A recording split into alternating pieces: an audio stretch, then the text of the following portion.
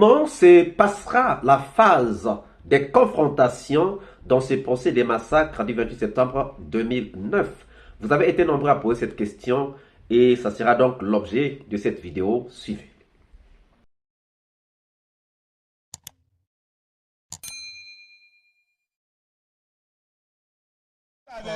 Après, on a arrêté ses camarades. C'est à partir de la dénonciation de ceci que le gouverneur a dit ça. Ce n'est pas ça. Ce n'est pas ça. Si, dans la version de Souka. Si, je vous dis, c'est ça, monsieur le procureur. Dans la version de Souka, c'est quand il a fui. Non, moi je suis. Je ne sais pas si vous suivez comme moi. Je suis dans la version très bien. Souka, dans votre version, c'est quand vous êtes parti, vous avez fui, vous vous êtes évadé. À l'éco 4. On a fait tout le bruit autour de vous. C'est pas ça? S'il vous plaît, monsieur le procureur. De toute façon, monsieur le président. Monsieur le procureur, permettez-moi. Monsieur le président. Permettez-moi, monsieur le procureur. Non, j'ai fini, je vous ai permis. Bonjour, bonsoir, cela dépend de l'heure à laquelle vous regardez cette vidéo. Bienvenue si vous nous découvrez pour une première fois. Ça a toujours été un réel plaisir pour moi de venir devant vos écrans pour vous exposer nos analyses de Soleil d'Afrique. Vous avez été nombreux à poser cette question: comment va se dérouler la phase de confrontation? Comment ça va se passer? Qu'est-ce qui va se passer? Et nous avons pensé donc vous tenir au courant de comment est-ce que la phase de confrontation se passe.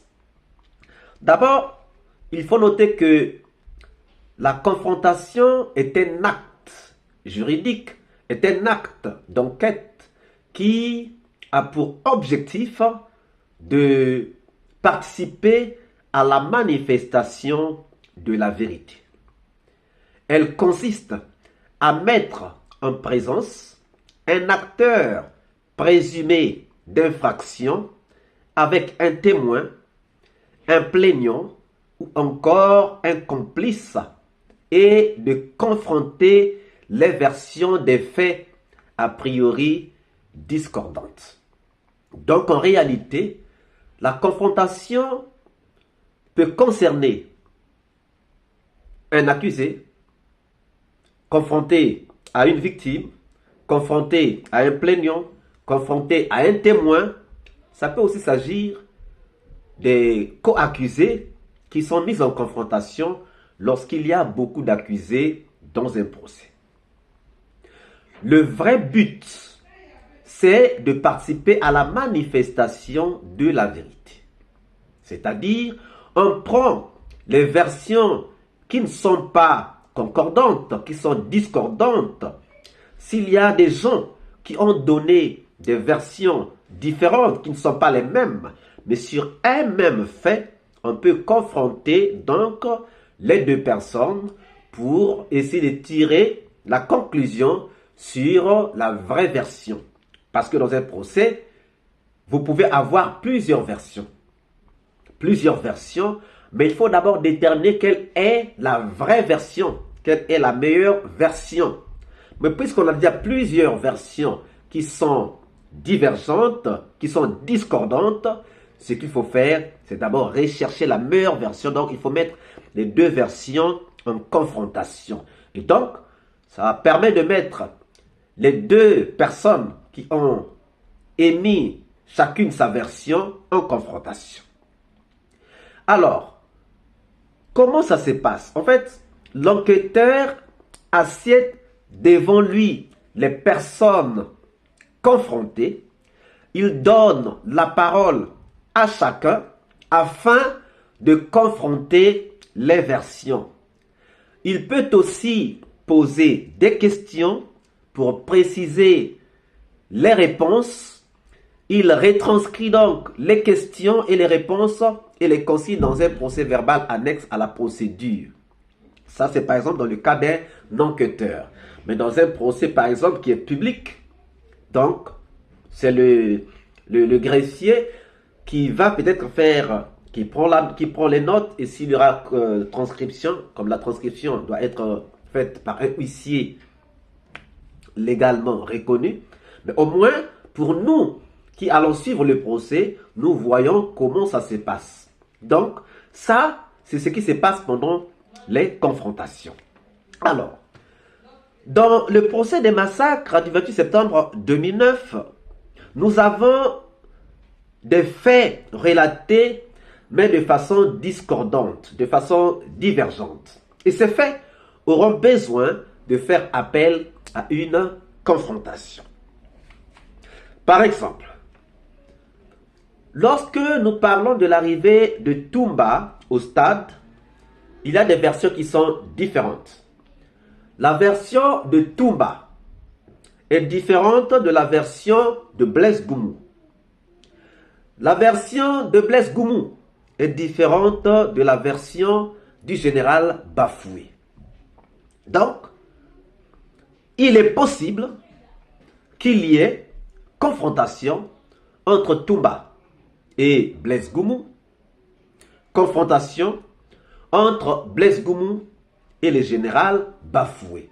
Parce que là, nous avons déjà trois versions qui sont différentes. En fait, trois versions, deux paraissent similaires. La version du général Bafoué et la version de Toumba semblent être similaires, mais les deux versions de Toumba et du général Bafoué sont discordantes avec la version du colonel Blaise Goumou.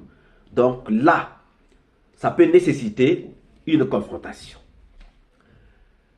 Les menaces à la grenade à la clinique Ambroise Paré, nous avons aussi plusieurs versions.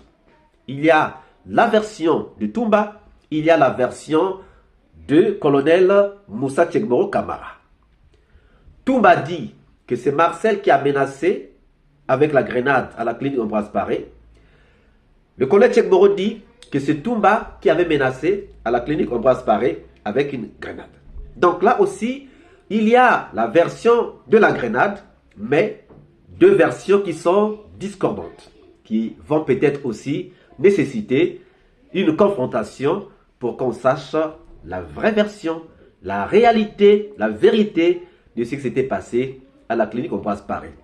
Même si à un certain moment, Marcel vient et dit que c'est lui qui avait menacé, mais n'avait pas menacé les leaders, mais avait menacé Tchekboro. Donc Marcel aussi pourra s'ajouter dans ce débat, dans ces confrontations. On pourra avoir donc des confrontations Toumba-Tchekboro, ça c'est évident. Marcel-Toumba, Marcel-Tchekboro. Donc ça, c'est aussi des sujets qui peuvent emmener des confrontations. Nous pouvons prendre par exemple la version sur le commandant du régiment. Il y a Toumba qui a une version. Il y a Pivi, Tchekboro qui ont une version. Et il y a Dadis Camara qui a une autre version. Pour Dadis Camara, c'était Toumba qui était le commandant du régiment. Pour Toumba, l'affaire du régiment, c'était entre Sekouba et lui-même, Dadis Camara. Tchekboro et Pivi disent que Toumba n'avait pas les qualités pour être, n'avait pas des atouts, n'avait pas tout ce qu'il fallait pour être commandant du régiment. Donc c'est pour dire qu'il ne l'était pas. Donc il y aura confrontation sûre et certaine entre la version de Toumba et la version de Dadis Camara pour essayer de comprendre qui était le commandant du régiment. En plus de ça, la version sur la personne qui détenait les clés du magasin. Là aussi, Toumba dit que c'était pas lui, mais Dadis dit que c'était Toumba. Donc là aussi, on va les mettre en confrontation et chacun donnera sa version. On va regarder pour déterminer quelle est la meilleure version. Il y a aussi la version sur l'implication de Kalia. Il y a tellement trop de choses, tellement trop de versions divergentes, discordantes, qui vont sûrement nécessiter des confrontations.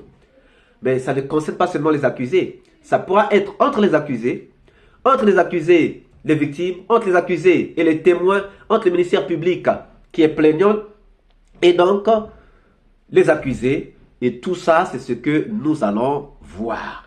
Maintenant, nous allons vous laisser un exemple de confrontation au cours d'un procès et ça vous permettra de mieux apprécier comment ça se passe. Suivez donc cet exemple. Quelqu'un ne m'empêche. 19h, À 19h, Junior Angeli. Junior m'a appelé. On a fait gondole. Ils sont venus à la gondole. Il y a la voiture à un Libanais qui était garée. RAV4. Je suis descendu. C'est moi qui ai braqué le Libanais, je l'ai fait descendre. C'est moi-même qui détenais l'arme. Dieu est témoin. J'ai fait débarquer le chauffeur. Junior a démarré la voiture. Nous sommes partis. Nous sommes partis jusqu'au niveau de Dixon Terrace. À la mosquée. Junior a appelé Amadou. Le colonel est venu.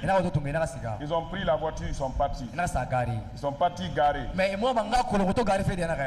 veulent pas que je sache là où ils garent les voitures. Pour la deuxième voiture,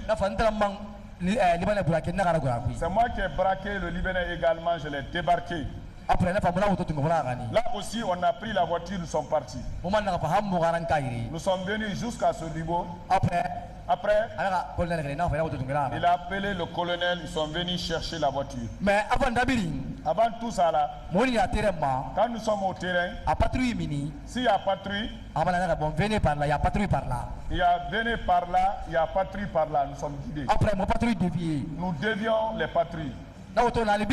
Les 4 voitures. Pour la troisième voiture, Junior, c'est un Nigérien. Junior, c'est un ami à Junior, c'est un Nigérien. Et il a demandé à ce qu'on tue cette personne-là. Lui, il venait de la Suisse. Je dis non. Tu m'as appelé pour qu'on cherche l'argent. Tu ne m'as pas appelé pour tuer les gens. Moi, je maîtrise l'arme. Comment effrayer les gens? Comment effrayer les gens? J'ai effrayé le Nigérien, je l'ai débarqué. Il s'est cagoulé. Il a pris la voiture, il est parti. Là aussi, nous sommes venus jusqu'au niveau de Dixon Terrace. Il a appelé le colonel. Ils ont pris la voiture, ils sont partis. Quand ils ont envoyé la voiture, il y avait un véhicule, il y avait de l'argent. Après, on a arrêté ses camarades. C'est à partir de dénonciation de ceci que le gouverneur a dit ça. Ce n'est pas ça. Ce n'est pas ça. Si, dans la version de Souka, je vous dis ça, monsieur le procureur. Dans la version de Souka, c'est quand il a fui. Non, moi je suis. Je ne sais pas si vous suivez comme moi. Je suis dans la version très bien. De Souka, dans votre version, c'est quand vous êtes parti, vous avez fui, vous vous êtes évadé à l'éco 4. On a fait tout le bruit autour de vous. C'est pas ça? S'il vous plaît, monsieur le procureur. De toute façon, monsieur le président. Monsieur le procureur.